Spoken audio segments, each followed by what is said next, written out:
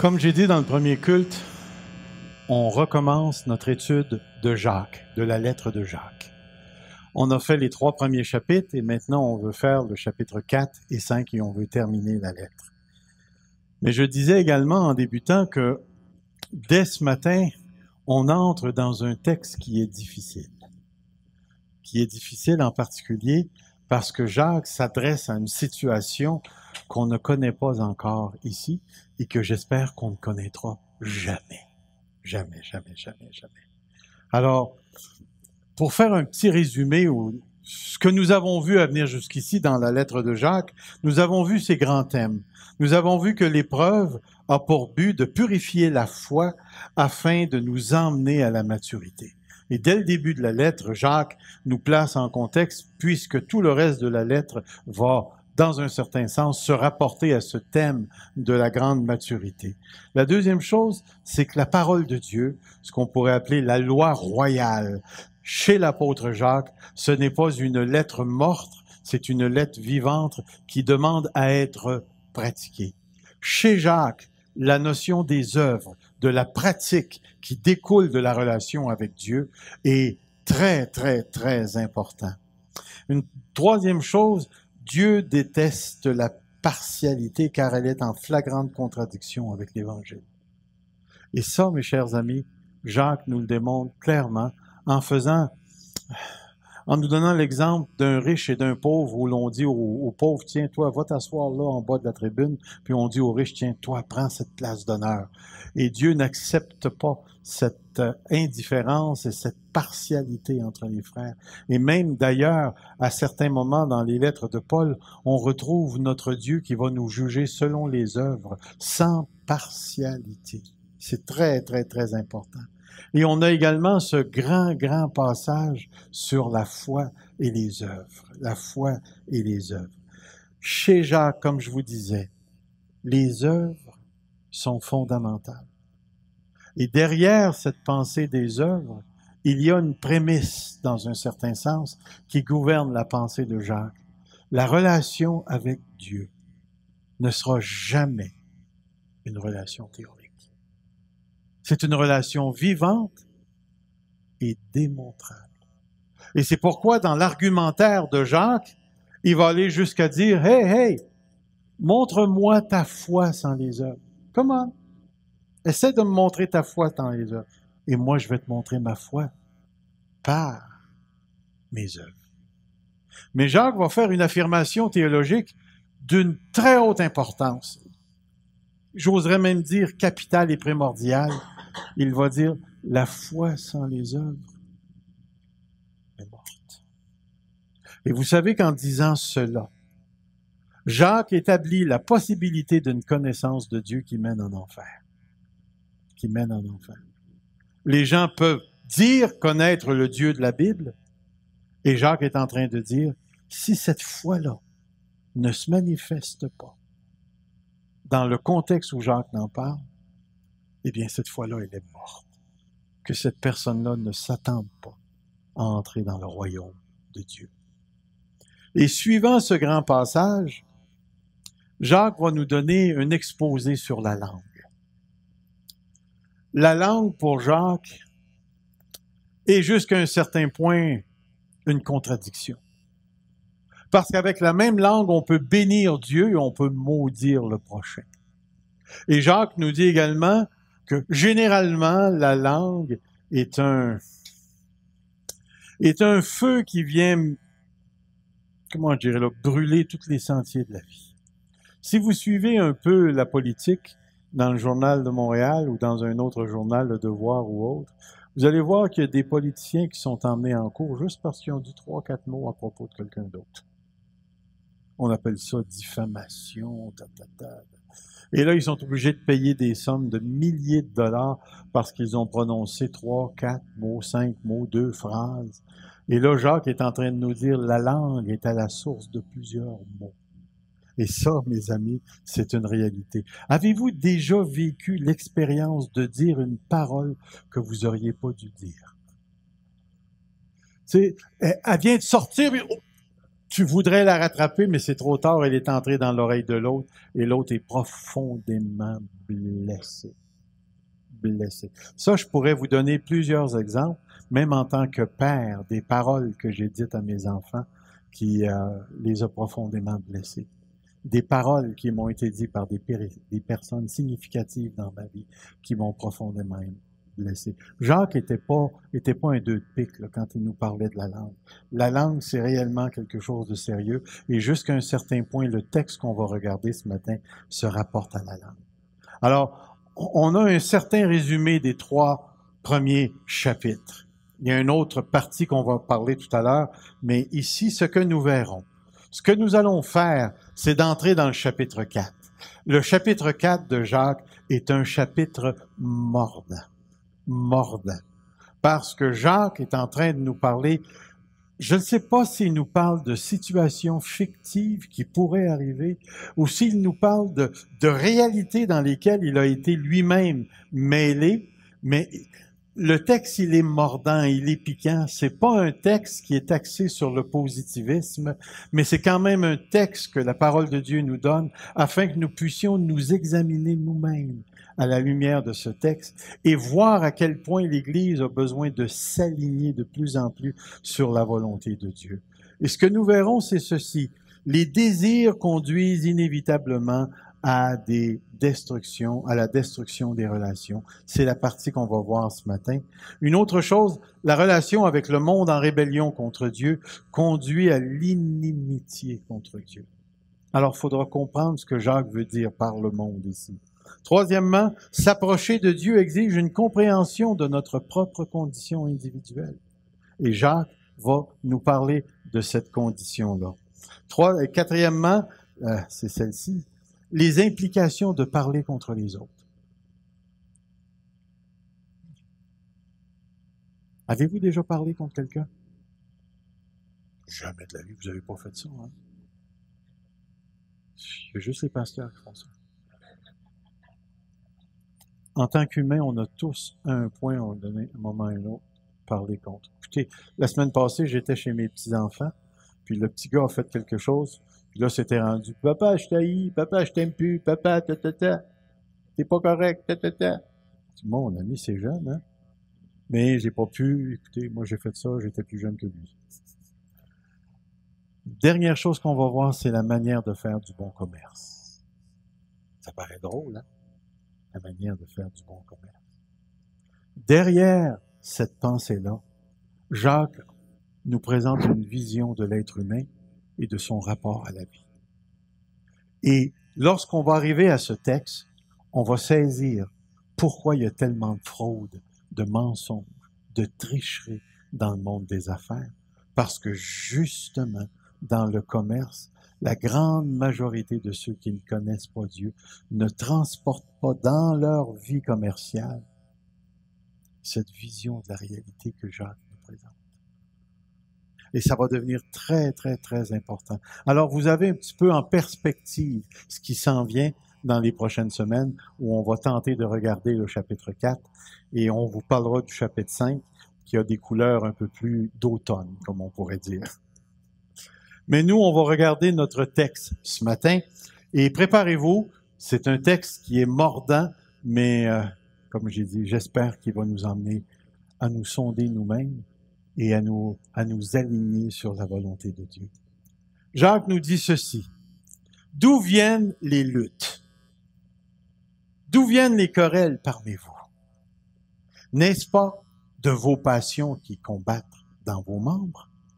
Vous convoitez, vous ne possédez pas.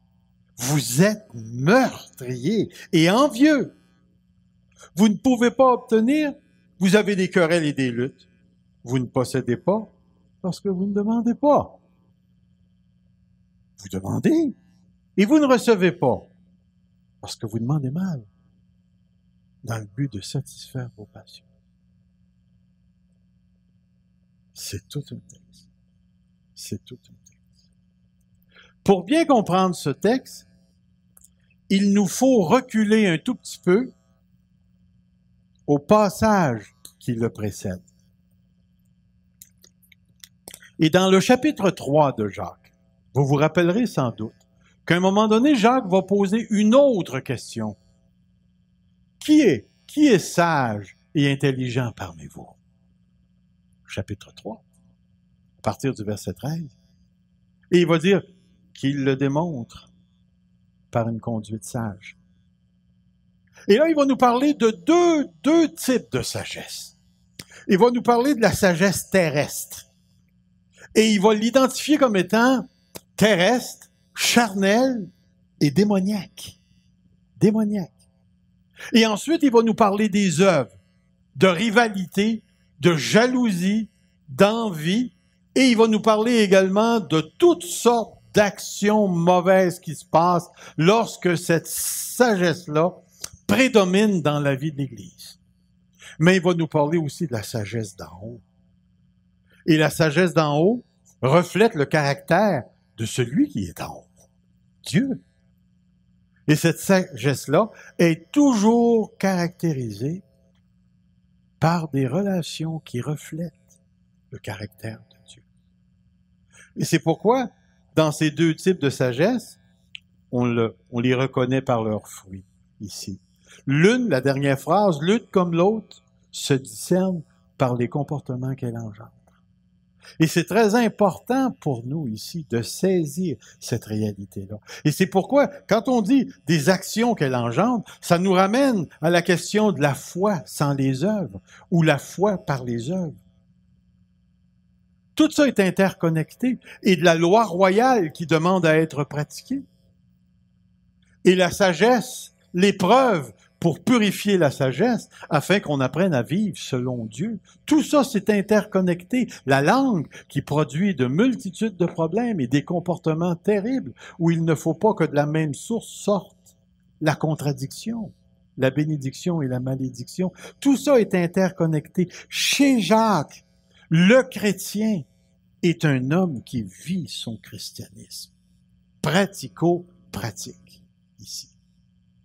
Alors, l'un des textes, dans le texte qui précède, Jacques 3,16, nous dit « Car là où il y a un zèle amer et un esprit de dispute, il y a du désordre et toutes sortes de mauvaises pratiques. » Notre texte suggère un lien entre la jalousie, l'ambition, les discordes, ou la discorde, et les guerres et les querelles, voire même les meurtres dont nous parle notre texte. Jacques développe plus précisément la source des conflits parmi les croyants plutôt que les conflits eux-mêmes.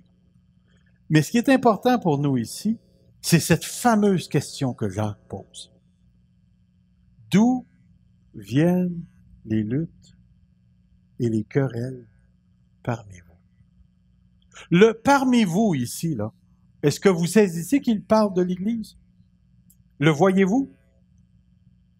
Il n'est pas en train de parler de ta relation entre toi et ton chat, toi et ton chien.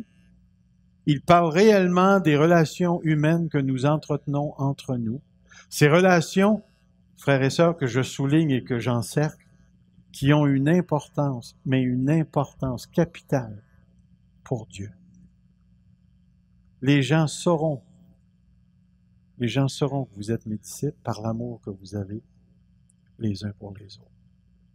Si quelqu'un n'aime pas son frère, qu'il voit, comment peut-il aimer Dieu qu'il ne voit pas? Voyez-vous, la relation entre nous, là, c'est la démonstration de la présence de celui qui est en nous. Et celui qui est en nous s'exprime à travers les relations. Toute la question des dons spirituels, c'est relationnel. Parce que, qu'est-ce que c'est qu'un don spirituel? C'est l'action du Saint-Esprit à travers une personne pour une autre personne. L'édification. Alors, les relations sont très, très, très importantes. Et c'est pourquoi la question qui est posée par Jacques est une question à laquelle il nous faut absolument répondre. Je vais vous en poser une autre question. Est-ce possible pour des croyants sauvés par la grâce de Dieu, qui aiment Dieu, qui croient la parole de Dieu, qui vivent leur foi dans l'Église, de se quereller et de se faire la guerre? Est-ce que c'est possible?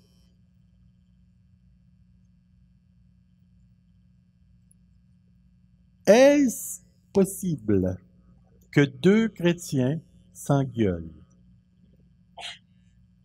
Est-ce possible qu'un groupe de chrétiens se rebelle contre l'autorité de l'Église? Est-ce que c'est possible dans une Église évangélique chrétienne où le Saint-Esprit nous a sauvés et il est présent, d'avoir des partis pris, de la division, de la rivalité, de la jalousie, des disputes? Est-ce que c'est possible? Et la réponse, c'est oui. C'est oui. L'avez-vous déjà vu? Moi, je l'ai vu. Moi, je l'ai vu. Alors, Jacques, ici, là, il n'est pas en train de nous présenter une problématique qui est purement fictive. Il est en train soit de parler de cas réels dans lesquels se trouve l'Église, c'est parce que j'ai manqué mon pied, ou soit qu'il nous parle de cas possibles. Mais moi, je vais vous dire une chose. Il y a 3 églises dans lesquelles j'aurais pas aimé être. L'église de Thyatire, on va en reparler. L'église de Corinthe, remplie de problèmes. Puis l'église de Laodicée, qui était pour être vomi de la bouche de Dieu. Puis si je regarde dans le Nouveau Testament, écoutez, la lettre aux Corinthiens, là, 1er Corinthiens, 2e Corinthiens, c'est une église qui est bourrée de problèmes. La lettre aux Philippiens, gang de peureux qui ne voulaient pas prêcher l'Évangile, puis ceux qui prêchaient l'Évangile, c'est pour augmenter les souffrances de Paul. La lettre aux Colossiens est pas trop pire. Mais tu arrives dans les lettres de Thessaloniciens, il commençait à avoir du grabuge dans l'Église, de la jalousie. Tu vois dans les lettres de Timothée, il y avait une gang qui voulait se nommer docteur de la loi et qui causait tout un paquet de problèmes. Dans la première lettre de Jean, il y avait des faux prophètes dans l'Église qui voulaient renier la naissance corporelle de Jésus-Christ, ou que le Christ pouvait être associé à de la matière, un corps. Puis là, tu te dis en toi-même, on devrait retourner à l'Église du Nouveau Testament. Et mon ami, pense-y 2 fois. Ça va bien présentement à l'Église Fusion. Restons ici, s'il vous plaît. Mais pour encore plus comprendre notre texte, on va regarder les termes qui sont utilisés dans les 3 petits versets. Puis vous allez voir que c'est pas mal intéressant parce qu'on retrouve un principe ici. Regardez les termes de désir.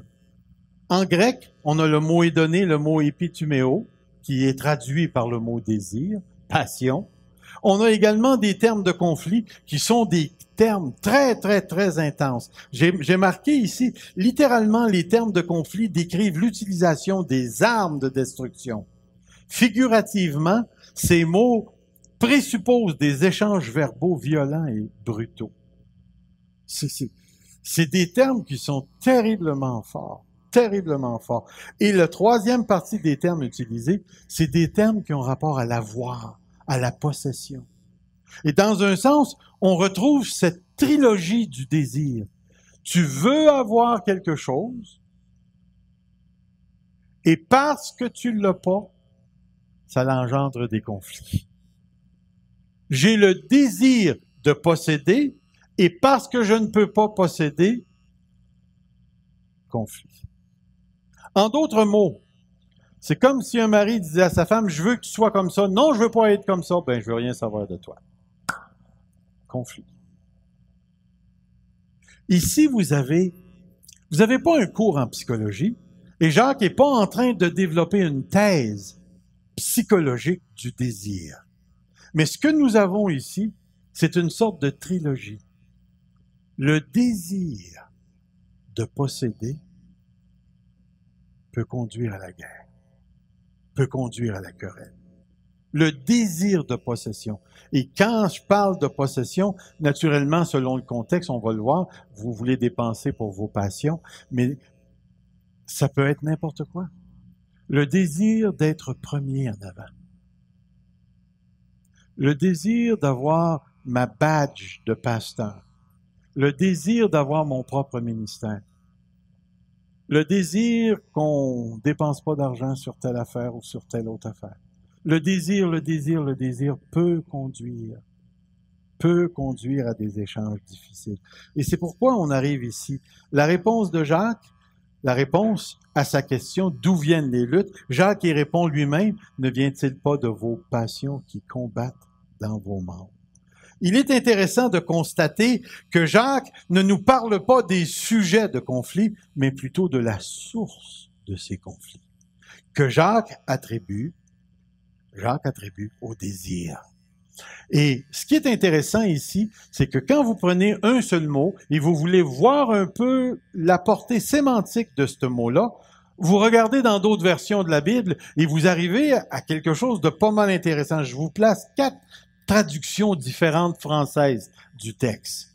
Dans la Nouvelle Bible seconde, c'est écrit « D'où viennent les luttes, d'où viennent les querelles parmi vous, sinon de vos plaisirs qui combattent dans votre corps tout entier. » Oh, on a une autre perspective ici. La Bible du Sommeur, n'est-ce pas des désirs égoïstes qui combattent sans cesse en vous? On a un autre angle ici. Ensuite, dans l'autre parole de vie, c'est marqué « Est-ce qu'elles ne viennent pas des désirs mauvais qui luttent dans votre corps? » Lui, il répète le mot « corps », mais il va dire « désir mauvais ». Et l'autre va dire « N'est-ce pas de vos voluptés qui combattent dans vos membres? » Il y a une chose sur laquelle ces 4 versions s'accordent, c'est de dire que le problème, il est ici. Le problème est dans le corps. Dans le corps. Jacques situe le problème dans le corps. Pourquoi le corps? Super de bonne question que j'ai pas répondu. Mais pourquoi est-ce que Jacques nous parle d'une lutte intérieure, une lutte qui est dans nos membres? C'est probablement parce que le désir est étroitement relié au sens des corps et que la jouissance que nous expérimentons s'expérimente premièrement par le corps. On va aller un petit peu plus loin ici. Le terme que Jacques utilise pour décrire le mot désir, traduit par plaisir ou mauvais désir ou désir égoïste, c'est le mot hédoné qui a donné le mot hédoniste dans notre culture. L'hédonie, c'est une philosophie remontant à Aristippe de Cyrène. Le plaisir serait la première chose à rechercher pour être heureux dans la vie. Toute existence est construite sur du sable. La mort est la seule certitude que nous avons. Il s'agit moins de l'apprivoiser que de la mépriser. L'hédonisme est l'art de se mépriser. Chercher le plaisir nous amène à maudire la mort, à la mépriser. L'hédonisme est l'art de ce mépris. Par extension, recherche systématique du plaisir, de la satisfaction des sens. Le plaisir l'emporte sur toutes les autres valeurs morales. Depuis, bonheur, bien-être, jouissance sont devenus des absolus. Et véritablement, on retrouve ces affirmations-là dans notre culture aujourd'hui. Une autre chose, c'est recherche de plaisir égoïste, quête effrénée du plaisir allant de pair avec un mépris affiché pour la réserve, l'abstinence et la privation. Mais lorsqu'on arrive dans le Nouveau Testament, le mot hédoné revient à quelques reprises. Et ce qui est intéressant, c'est ceci. Ce mot signifie réellement plaisir. Dans le Nouveau Testament, ce mot transporte toujours un sens négatif d'égoïsme, d'amour-propre, de culte de soi, d'égocentrisme, d'individualisme et de narcissisme. Tous les auteurs du Nouveau Testament utilisent le mot hédoné, désir, plaisir, dans un sens négatif. Et on retrouve ceci, l'origine et la nature. L'hédoné, selon le Nouveau Testament, est la marque d'une vie, d'une orientation non chrétienne de la vie. Vous savez ce que c'est qu'une vie qui est orientée sur autre chose que Dieu? Une vie non chrétienne? Eh bien, dans ce type de vie-là, le plaisir tient une place centrale. Elle appartient à la sphère qui est gouvernée par les forces impies, selon la Bible. Chez Jacques, les données sont au service du péché qui s'oppose à la grâce et aux fruits du Saint-Esprit. L'édonnée est condamnée au même titre que la nature pécheresse humaine ou humaine pécheresse. Elle est l'une des antithèses de base du Nouveau Testament qui s'oppose à l'Esprit de Dieu. La chair a des désirs contraires à celles de l'Esprit. Ici. Même dans les livres apocryphes, c'est-à-dire les livres non bibliques, mais avant le Nouveau Testament, on retrouve une réflexion dans un livre appelé Quatrième Maccabée qui dit « Dans le plaisir existe une tendance malveillante qui est la plus complexe des émotions. Dans l'âme se trouve la vantardise, la convoitise, la soif de l'honneur, la rivalité et la malice. Dans le corps, la gloutonnerie, la gourmandise solitaire et la goinfrerie indiscriminée. » C'est intéressant comme pensée. Encore une fois, le corps et l'attitude se rencontrent ici. Et dans le Nouveau Testament, on retrouve des exhortations qui nous mettent en garde contre les désirs. Dans Pierre, il est écrit, « Bien-aimés, je vous exhorte, en tant qu'étrangers et voyageurs, à vous abstenir des désirs charnels qui font la guerre à l'âme. » Qui font la guerre à l'âme. Permettez-moi de vous dire juste ceci. Lorsque Pierre a donné ce texte, les désirs charnels qui font la guerre à l'âme, nous pourrions développer toute une pastorale, comment est-ce qu'on dirait ça? Counseling, une pastorale de relationnel, juste par la compréhension de ce que c'est qu'un désir charnel et de voir à quel point nous en sommes imbibés malgré nous. Dans Luc, il nous est dit ceci, « Ce qui est tombé parmi les épines, ce sont ceux qui, après avoir entendu la parole, s'en vont, sont étouffés par les soucis, les richesses et les plaisirs de la vie. » Les plaisirs de la vie. Le plaisir peut devenir tellement une priorité chez une personne qu'elle le prive du royaume de Dieu. En ce qui concerne les textes de la fin des temps, nous avons un texte très intéressant où l'apôtre Paul dit dans 2 Timothée, « Sache que dans les derniers temps, il y aura des temps difficiles, dans les derniers jours. Car les hommes seront égoïstes, amis de l'argent, fanfarons, hautains, blasphémateurs, rebelles à leurs parents, ingrats et religieux, insensibles, déloyaux, calomniateurs, intempérants, cruels, ennemis des gens de bien, traîtres, emportés, enflés d'orgueil, aimant mieux le plaisir que Dieu. »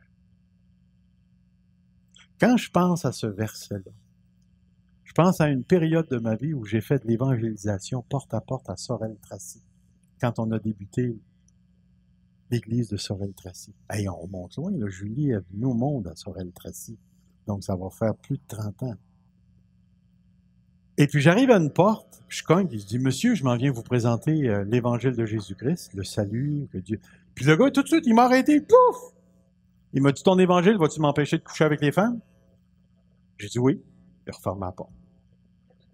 Littéralement, c'est arrivé littéralement comme ça. C'est la première fois que ça m'arrivait. Je suis resté devant la porte, puis je suis reparti.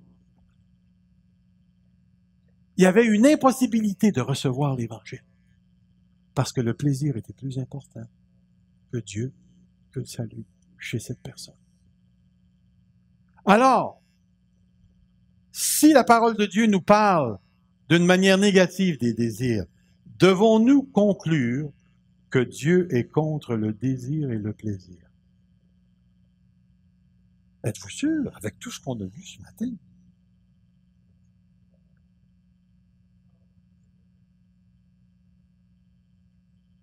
Ça vous est-il déjà arrivé de manger un super de bon macaroni au fromage? Et là, ça vous dit en dedans, là, tu sais, je sais pas, j'essaye de faire le scénario. Vous mangez ça, là, puis... Oh, yes, c'est ça. Oh, ça. Est-ce que vraiment Dieu est contre le plaisir? Regardez bien ici. Dieu nous a créés avec un élan, ce qu'on pourrait appeler une drive, une inclinaison qui tend vers ce qui fait du bien plutôt que de la souffrance. Êtes-vous d'accord avec ça? Dieu nous a réellement créés comme ça? Est-ce que Dieu nous a créés avec une capacité de faire la différence entre ce qui apporte du plaisir et de l'agréable plutôt que de la souffrance et de la douleur? Vous êtes d'accord avec ça? OK. Dieu nous a créés avec les sens. Vous êtes d'accord? Alors, mon macaroni il est bon, c'est parce que Dieu veut qu'il soit bon? Que je le goûte bon? OK. Dieu nous a placés dans une création qui nous offre les possibilités de la jouissance physique, émotionnelle et intellectuelle. Êtes-vous d'accord avec tout ça? Alors, on ne peut pas arriver à la conclusion que tous les désirs sont mauvais. Alors, je pose la question. À quel moment un désir ou un plaisir est-il mauvais? À quel moment? Parce que Jacques nous dit clairement que les données est une source d'un paquet de problèmes dans les relations. D'où viennent les luttes? D'où viennent les querelles? Ne viennent-ils pas de ce qui se passe dans vos corps? Les désirs, les données, les mauvais désirs. Alors la question, c'est à quel moment est-ce qu'un désir devient mauvais?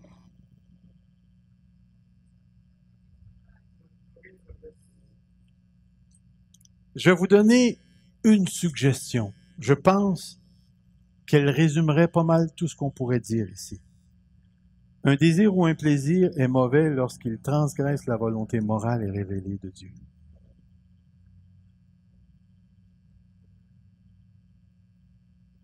Pourriez-vous accepter cette affirmation-là? Parce qu'il est important pour nous de réaliser ceci. Dieu nous a créés avec un élan vers le bon, le beau, le plaisir, l'agréable. On n'a pas été créé pour la mort. On n'a pas été créé pour la maladie. Dieu nous a créés pour lui, pour le bon. Mais quand le péché est entré, le péché a fait quelque chose de terrible à l'intérieur de la nature humaine. Et la première place où l'homme a été corrompu, c'est dans la moralité. Il s'est passé une torsion dans son âme qui fait en sorte qu'il s'est mis à rechercher autre chose que ce que Dieu pouvait donner ici. Et puis justement, ici, se manifestent les mauvais désirs. Dites-moi, parlons un peu entre nous, les enfants de Dieu. Est-ce qu'un enfant de Dieu peut désirer la femme d'un autre?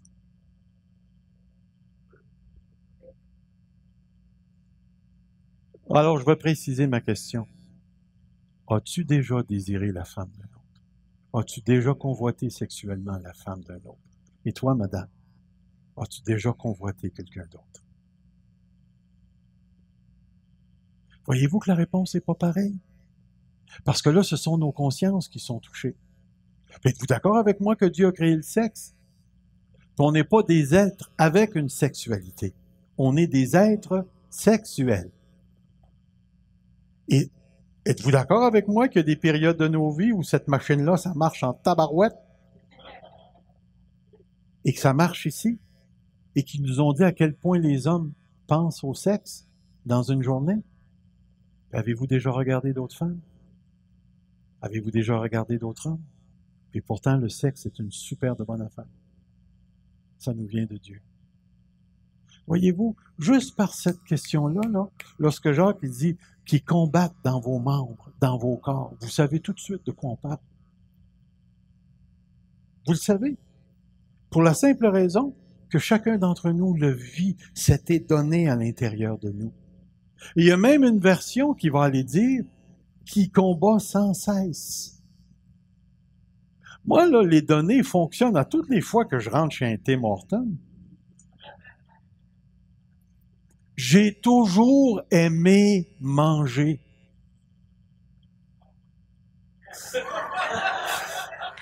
Prochain sermon, Raymond, là, ça va être sur ton nez donné. Je vais aller parler avec toi. Mais est-ce que vous voyez l'idée? Ça n'a pas besoin d'être le péché de l'adultère ou du sexe ou quoi. Ça se passe entre moi et un beigne. Ma femme a dit, OK, on commence à manger comme fou. La première chose, je rentre d'un team puis je te vois ça, mon gars. Il est bourré de crème au citron, il est blanc, blanc, blanc. Puis en plus de ça, mon nom est écrit dessus. Wow! Les données. Cette idée de possession. Gabriel Marcel, l'un des philosophes que j'ai travaillé lorsque j'ai fait la maîtrise en philosophie, a écrit un livre sur l'homme et l'avoir. L'être et l'avoir. Puis il disait que l'homme ne peut pas ne pas posséder juste parce qu'on a un corps. Tu as besoin de manteau, tu as besoin de manger, tu as besoin d'air et ainsi de suite. Mais il dit le grave danger chez l'homme, c'est qu'il finit, lui, par être la possession de ce qu'il possède. Et Jacques est en plein dans le mille lorsqu'il dit ça.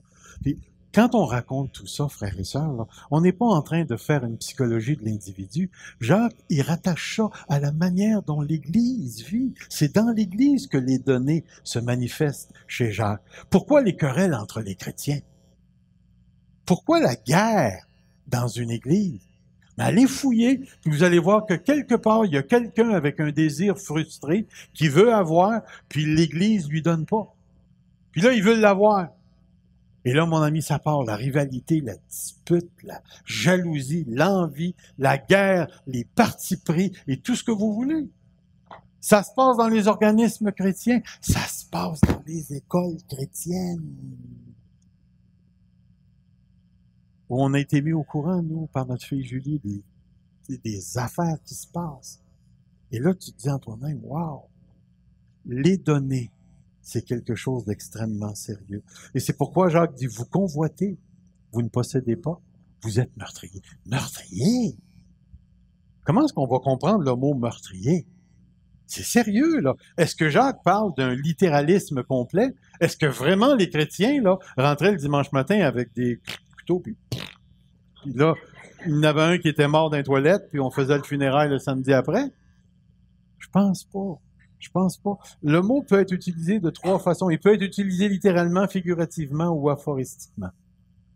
Mais dans les trois cas, je pense qu'on peut se débarrasser du premier.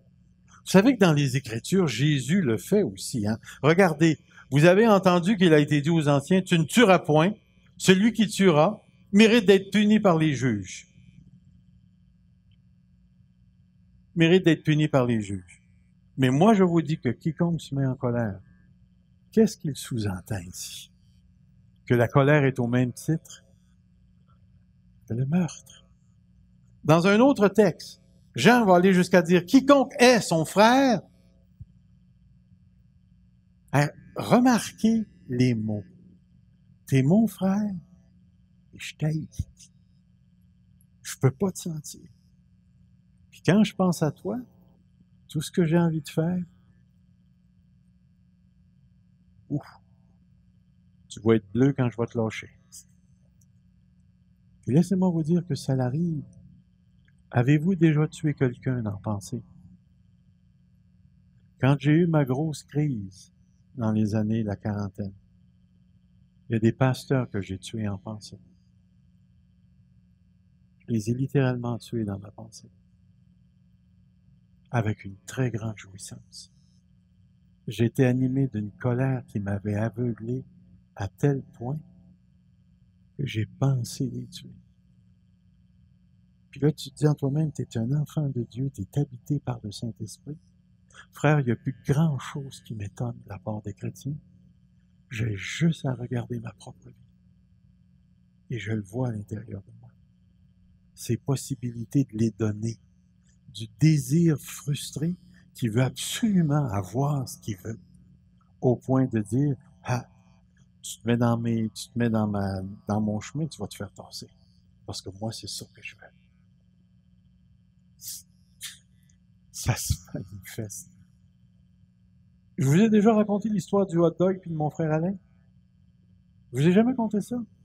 Il y avait une madame à Saint-Charles, dans le petit village où on vivait, elle nous a dit, grattez, ramassez les feuilles sur mon parterre en avant de la maison, puis je vais vous donner un hot dog. Mais dans ma tête, moi, c'était un hot dog shack. Mais elle est sortie avec juste un hot dog. Juste un. Puis c'est mon frère Alain qui l'a eu. Puis mon frère Alain était supposé de le casser en deux puis de m'en donner. Mais non, il est parti en courant. Puis il mangeait le hot dog en courant. Et vous savez, Alain puis moi, là, moi, j'ai toujours été un peu plus costaud. Costaud. Puis mon frère Alain, il a à peu près la shape de David. Puis dans le temps, il courait vite, mon ami.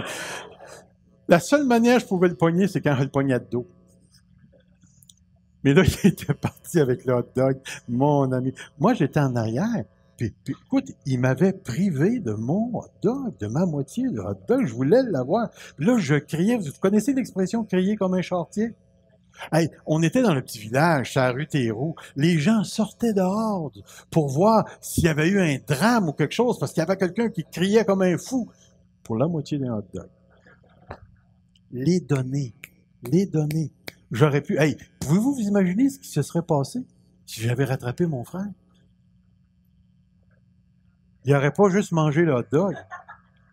J'étais plus fort que lui, par exemple. Mais je regarde ça. Les données. À quel point c'est présent même dans nos vies en tant que chrétiens. Et c'est pourquoi il va dire, vous convoitez, vous ne possédez pas, vous êtes meurtrier. Puis il va dire ici, vous êtes envieux. Savez-vous que le mot envieux, c'est le mot zélé en grec? Zélos. Puis le mot zélé décrit ici un sentiment négatif très intense provoqué par le succès des autres. Regardez ici l'envie, comment est-ce qu'on le voit. Puis c'est tout le mot zélé qui est utilisé là, car il savait que c'était par envie, par zèle, que les principaux sacrificateurs l'avaient livré. Regardez le dernier texte en bas. C'est l'apôtre Paul qui décrit son comportement meurtrier. Quant aux zèles, persécuteurs de l'Église. Puis vous savez, dans le livre des Actes, ce que l'apôtre Paul faisait. Il mettait les gens en prison. Il était même d'accord avec le meurtre d'Étienne. Frères et sœurs, c'est quelque chose d'important. Jacques nous parle de quelque chose qui se passait en Église, des rivalités, des disputes, de la guerre, des querelles, probablement à partir de discours extrêmement violents entre eux. Et Jacques est en train de leur dire, tout ça c'est rattaché au désir qui est en vous. Avez-vous, probablement que vous n'avez pas vécu ça, mais de voir quelqu'un qui désire être pasteur, qui veut être pasteur, mais qui n'est pas appelé au pastorat. Mais il désire être pasteur, mais il n'est pas appelé au pastorat. Moi, je dis à ces gens-là, si Dieu ne t'appelle pas là, et mon ami va pas là, prends pas une charge pour laquelle tu vas être jugé plus sévèrement. Assure-toi que les données, le désir, est un désir qui vient du Saint-Esprit. Dans 1 Timothée 3, il en parle. Si quelqu'un aspire à la charge d'évêque, il désire une bonne œuvre. Mais je crois fermement que cette aspiration-là, c'est donné par le Saint-Esprit. Et c'est pas donné à tous. Mais quelquefois, à cause d'un sentiment d'infériorité, il y a des gens qui voient la position de pasteur comme étant « Wow, je vais être respecté, je vais être devant le monde, puis mon besoin de valorisation va être comblé. » On s'en reparlera. Si tu es là pour la mauvaise raison, je peux te dire, tu vas te sentir vide tout au long du temps que tu vas être là. Mais si Dieu t'a réellement appelé, manque pas l'appel. Mais fais pas l'erreur d'aller te mettre les doigts dans la porte. Si tu n'es pas appelé à te mettre les doigts là. Il va dire ici, vous ne possédez pas parce que vous ne demandez pas. Jacques 4.3, vous demandez et vous ne recevez pas. Parce que vous demandez mal dans le but de satisfaire vos édonnées, vos passions, qui guerroient dans vos corps. Ici, on retrouve une affirmation sur Dieu et sur l'homme. Ici, je vais vous résumer cette affirmation-là. Vous demandez, vous ne recevez pas. Mais si vous demandez mal. Il est fort possible, que les gens qui venaient devant Dieu pour avoir ce qu'ils voulaient, connaissant la condition de leur âme, ne venaient pas se présenter devant un Dieu saint. T'as-tu déjà engueulé quelqu'un, puis ensuite dit « Oh Seigneur, donne-moi, je te prie ». C'est pas mal contradictoire et incohérent. Mais il y a une autre manière aussi de comprendre. Vous ne demandez pas. Tout simplement, c'est parce que quand tu es pris dans la trilogie du désir de les donner, posséder, fait en sorte que tu tasses Dieu et que tu t'arranges toi-même pour l'avoir. Dans les deux cas, Dieu est tassé. Et c'est pourquoi on arrive à une autre affirmation qui est pas mal plus intéressante ici, qui nous parle de Dieu. D'autres diront, nous demandons, et rien n'arrive. Et c'est ici que nous trouvons l'affirmation sous-entendue sur Dieu. Dieu connaît les cœurs et Dieu connaît les motifs du cœur. Une des choses que j'ai apprises avec le temps, c'est qu'on peut être tellement centré sur son propre désir qu'on ne se voit plus soi-même en train de désirer. On n'est plus capable de s'auto-évaluer soi-même. Et on sait une chose, ça ne peut pas arriver à Dieu. Dieu étant la vérité, il voit toujours la vraie condition du cœur d'une personne. Toujours, toujours, toujours, toujours. Et on arrive à ceci. Dieu ne bénit pas les données. Dieu ne bénit pas le désir en dehors de sa volonté.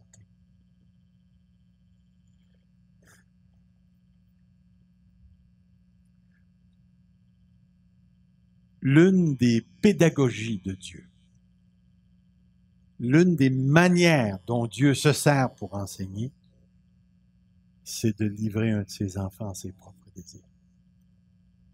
Tu veux aller vers ça? Vas-y voir ce que ça a l'air. Et ensuite, Dieu récupère et enseigne. Et que Dieu nous garde de vivre ça. Parce qu'à toutes les fois que cette pédagogie-là rentre en ligne de compte, on ressort de là tout amoché. J'ai rencontré des chrétiens qui en ont eu pour des années à se relever. Parce qu'ils ont désiré des choses en dehors du cadre révélé de Dieu. Et ces gens-là ont payé cher, et certains payent encore aujourd'hui. Alors, Dieu ne bénit pas les données. Ce désir égoïste qui désire posséder, qui est axé sur le plaisir, en dehors de la volonté de Dieu. Frères et sœurs, essayez de vous imaginer une église où la plupart des gens sont dans une culture d'église où on maximise le bien-être personnel. L'Église est là pour toi. Et l'Église doit te donner ce que tu veux. Il faut que l'Église te fasse sentir bien. L'Église existe pour ton bonheur. Wow! Y a-t-il une Église comme ça?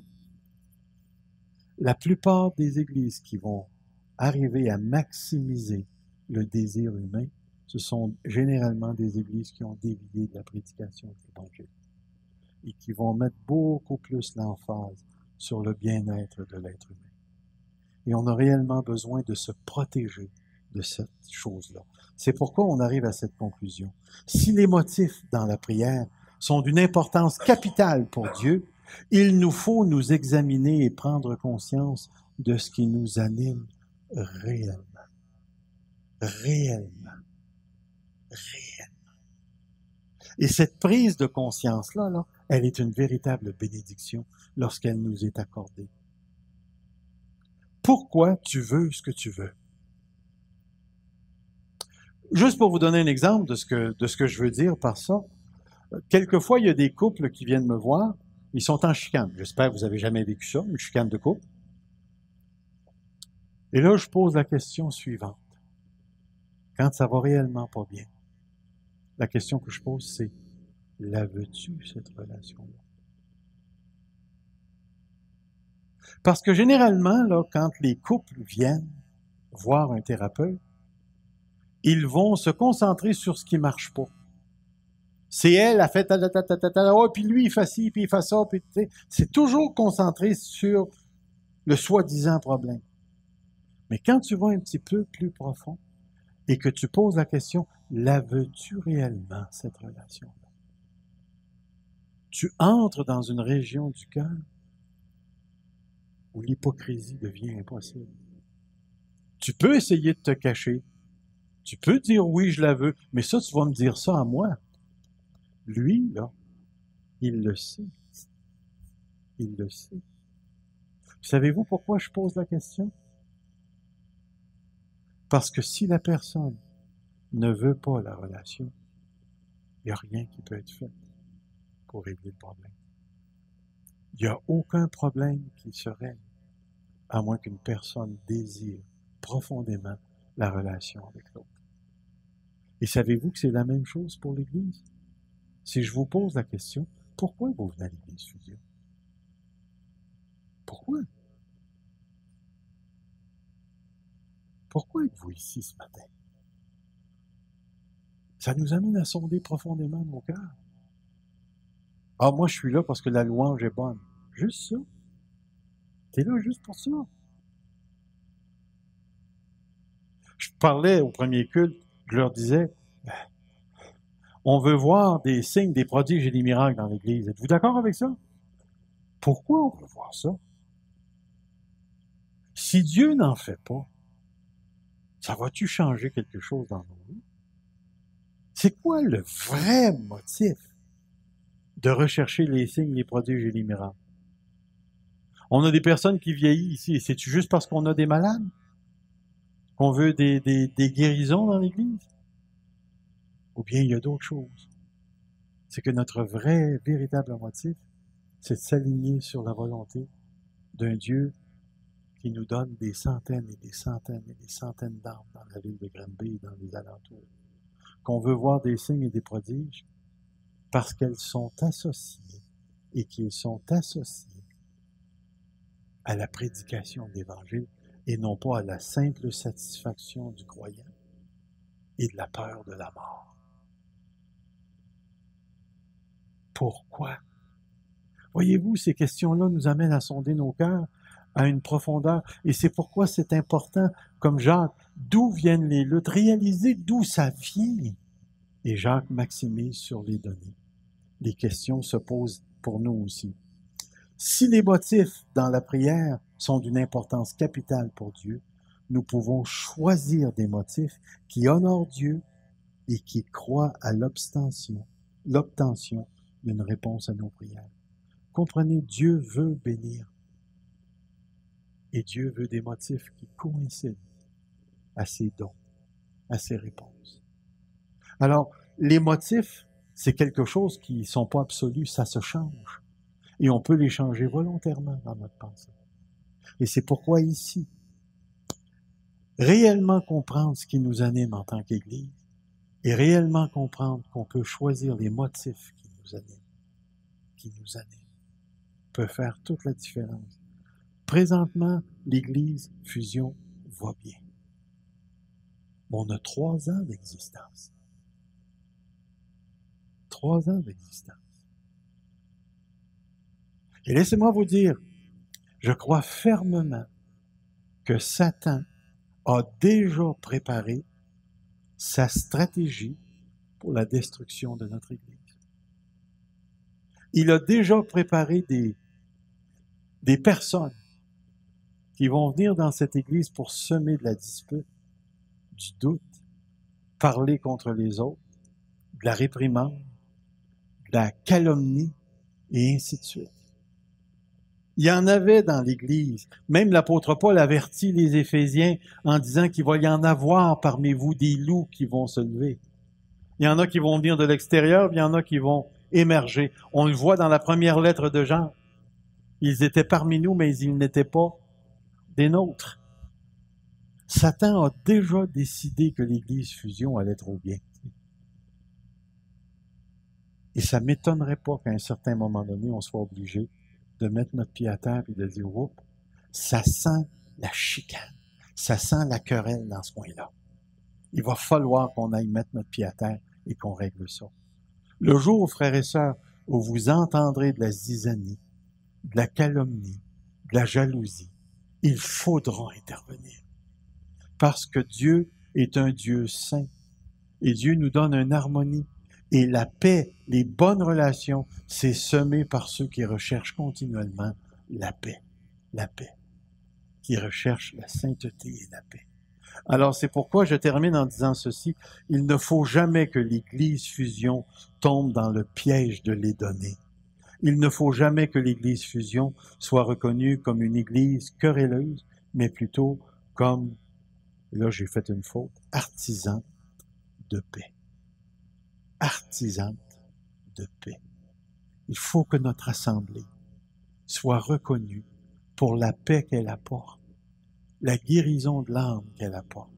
Et si Dieu nous donne des dons de guérison physique, mais que l'Église soit reconnue pour la paix qu'elle apporte dans la guérison physique des gens. Nous devons, en tant qu'Église, réaliser que l'harmonie qui existe présentement entre nous, parce que laissez-moi vous dire, je fais partie de l'équipe pastorale, et on a vraiment une bonne relation pastorale entre nous. L'équipe pastorale d'ici, là, elle est de haute qualité spirituelle. Et je bénis Dieu de participer à cette équipe-là. Je regarde où le CA s'en va. J'entends, j'écoute. On a un bon CA qui a à cœur les intérêts de l'Église. Et même, je vais aller plus loin que ça. Je me promène dans l'Église. J'ai toujours les oreilles ouvertes. Toujours, j'écoute, je pogne une petite phrase là, une personne là, je regarde son regard. Je suis toujours en train d'écouter l'Église. Et malgré les petits problèmes qu'on peut avoir d'ici et là, l'Église Fusion est en bonne santé. Il faut la garder comme ça. Il faut que nos désirs, cette compulsion à l'intérieur de nous, qui pourrait nous emmener en dehors de la volonté de Dieu, soit matés par une volonté de rester saints et de rester bons les uns envers les autres. Il le faut. Que Dieu nous donne cette sagesse et ce discernement pour qu'on soit capable d'éteindre immédiatement les premières lueurs aux étincelles de zizanie, de corruption, de disputes parmi nous. Si un frère ou une sœur a péché, s'il vous plaît, fais Matthieu 18. Va, toi seul, avec elle, reprends-la, gagne la personne, ramène-la. Et si ça marche pas, prends 2 ou 3 témoins. Si ça marche pas, viens le dire à l'Église. Puis si ça marche pas, on ira à l'autre étape. On mettra la personne dehors. C'est ce que Dieu nous demande de faire pour aller jusqu'à conserver la bonne relation, les bonnes relations qui existent dans notre Église. Parce que les bonnes relations sont le reflet du caractère de Dieu et de la présence du Saint-Esprit. Frères et sœurs, d'où viennent les luttes? De tout ce qui se passe à l'intérieur de nous. D'où vient la paix? Elle vient de celui qui habite en nous et qui peut nous transformer continuellement. Courbons-nous devant Dieu. Seigneur notre Dieu, nous nous appuyons sur toi. Nous nous appuyons sur toi. Et la première chose que je te demande pour notre Église Fusion, c'est le discernement, Seigneur. Donne-nous cette capacité de voir l'éruption de la corruption, de la chicane, de la zizanie, pour qu'on puisse la boucher, la colmater immédiatement, Seigneur. Donne aux membres de cette Église la perception nécessaire, le jugement, le discernement nécessaire pour être capable d'agir lorsqu'ils sont en présence de la possibilité de la division. Continue de garder l'équipe pastorale.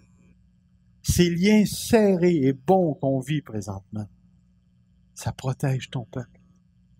Ça nous garde dans la parole et ça garde la mission en vie, Seigneur. Maintenant, Seigneur Dieu, on te demande de régner sur l'Église Fusion. Et nous, on se soumet volontairement à la direction du Saint-Esprit. Exprime-toi, Seigneur, car ce ne sont pas des sourds qui sont ici. Nous avons les oreilles du cœur ouvertes pour entendre ce que l'Esprit dit à l'Église. Viens faire ton œuvre parmi nous. Dans le précieux nom de Jésus. Amen. Que le Seigneur nous garde. Amen.